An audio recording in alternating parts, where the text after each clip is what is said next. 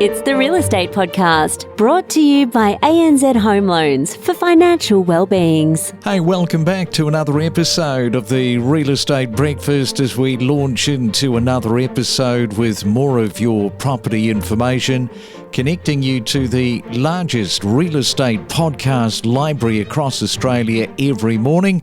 And we are doing that 7 days a week, streaming right now on Spotify and Apple. And it's a Friday morning, March the 28th. Looking forward to another upcoming weekend, and a reminder that Mortgage Talk is back again tomorrow morning, and that is with Anthony Landau. Now, coming up this morning, we're going to be revisiting Dubai with our man on the ground there, Mario Volpe, to highlight why so many Aussies are moving to the UAE. And since we are well past Christmas and New Year, which is a time that we eat too much and drink too much, we can put on those additional pounds.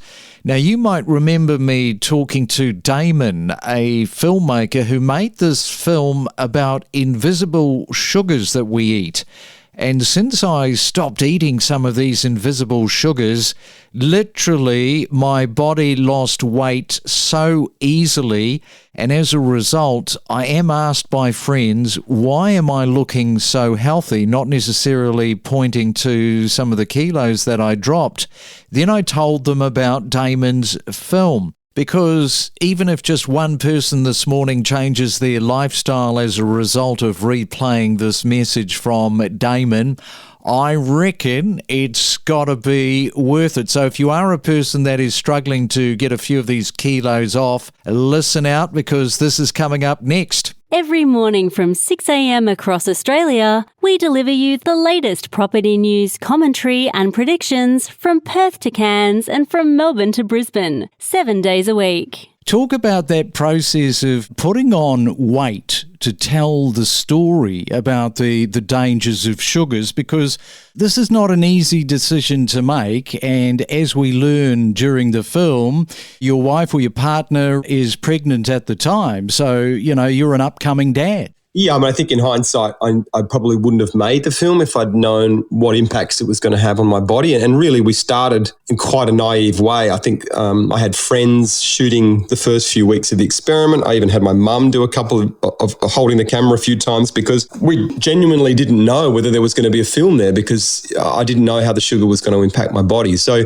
the fact that everything happened so quickly, I guess, escalated the whole production. It's when we reached out to people like Hugh Jackman and Stephen Fry. We reached out for more money to finish the film, to get a proper camera team in. All those sort of things happened because my body started to fall apart quite quickly. So there was definitely an element that, a couple of the doctors had said to me, maybe don't keep going. I think you've proved your point. Let's just stop it there. But I think my naivety kind of suited the film, because I was just willing to dive in and see what happens. But, I've got two daughters now. I don't know that I'd be making a film like that again now that I understand how corrosive excess sugar can be on parts of our body. But I think, fingers crossed, I've largely got away with it unscathed. My body's back to pretty good health. I have regular checkups, and there doesn't seem to be too much lasting damage. There was a little scarring on the liver for a while there, like a cirrhosis that you normally get from too much alcohol, but you can also get it from too much sugar.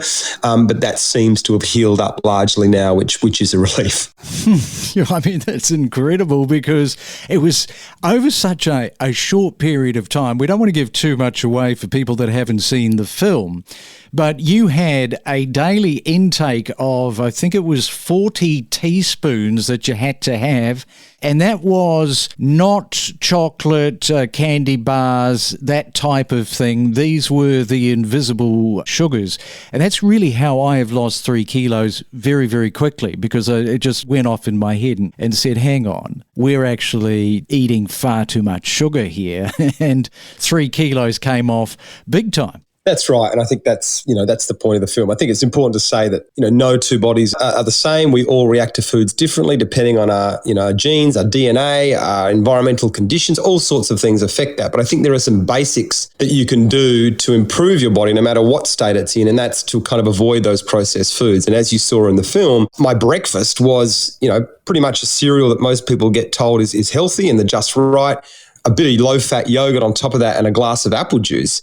Now, there's 21 teaspoons hidden in that straight away. So given that the recommendations are around 6 teaspoons a day, the fact that I was having sort of 3 to 4 times my daily recommended amount before 8:30 in the morning is the issue here. And I guess I never with the film wanted to make it feel dogmatic. I didn't want people to be fearful, especially children, of sugar. It was more about raising awareness so you actually know how much sugar you're having, and then you can make a conscious choice about your intake. Whereas I think most people right now are quite blind to where those sugars are in their food. And so that's why they're having the excess. So this was never about sort of putting a demonization of this particular sugar. It's just being smart about how much you're having.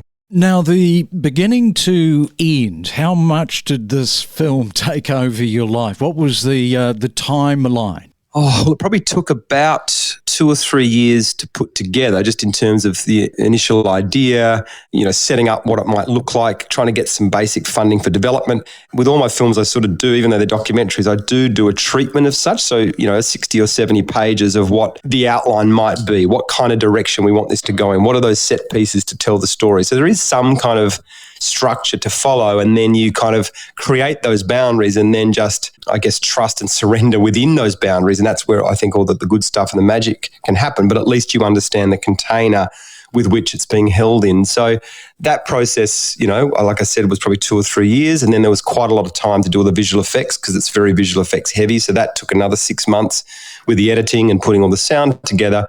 And then with all my films, we build quite large impact campaigns off the back of them. So it's not enough just to say, right, here's the film. We want to provide lots of tools and ways that people can get involved once they've seen the film to enact the change or make the changes that they've seen on the screen. So with this film, we had an app people could download where they could scan a barcode in a supermarket. You could shake your phone and all the sugar cubes would drop out and see how many teaspoons are hidden in that particular food product, because I know the companies use metrics that can be a little bit misleading sometimes. So we tried to help people with that. We developed huge curriculum materials for schools. So we've had schools right around the world show the film to the children, do the various learning activities that are associated with the film, whether that is learning how to read labels or to go and do an audit of your own pantry at home. So, that still now has a huge tail on it. There are still schools around the world that are watching the film for the first time in grade 10 or 11 or what it might be. So, again, it's just an example, like I said earlier, of that we can really use stories in a really productive way to make meaningful change in people's lives. And I wish more filmmakers understood their power in this moment, especially where we find ourselves right now and the various things that need to be addressed.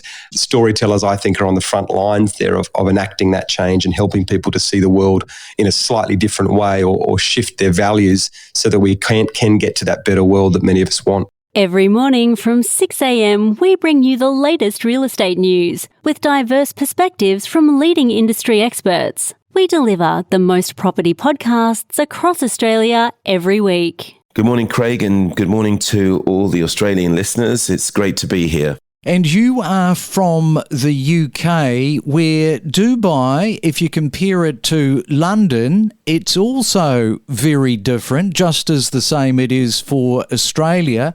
Perhaps maybe just step over what the mindset is for people when they get into the market, into the UAE, some of the differences for our Australian audience to sort of work out the differences between the two markets. Well, yeah, thanks, Craig. I mean, there are many differences. The Dubai property market has gone through a very transitional period in the last sort of 22 years, because actually 22 years is only the time that there has been a real estate market. 2002 is when it opened up to foreign investment.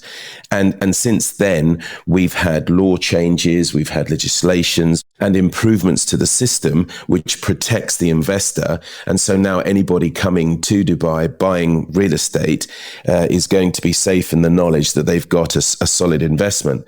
Now, ever since COVID has come and gone, we have actually come out of that pandemic with our heads held high. And as a result, have actually attracted many different investors, especially the high net worth investors who are attracted to the safe safety, to the ease of doing business here, to the weather, obviously. It can be a little bit brutal in the summer, but during the winter, it's amazing like it is now. They've decided that they're leaving all their troubles behind, whether they're in Europe, whether they're in America or any other parts of the world, and they're setting up businesses here. And as a consequence, the population is growing and the real estate market is also going great guns. And this has been happening literally since 2021. Every year that's passed, we've improved. So 22 was better than 21, 23 was better than 22.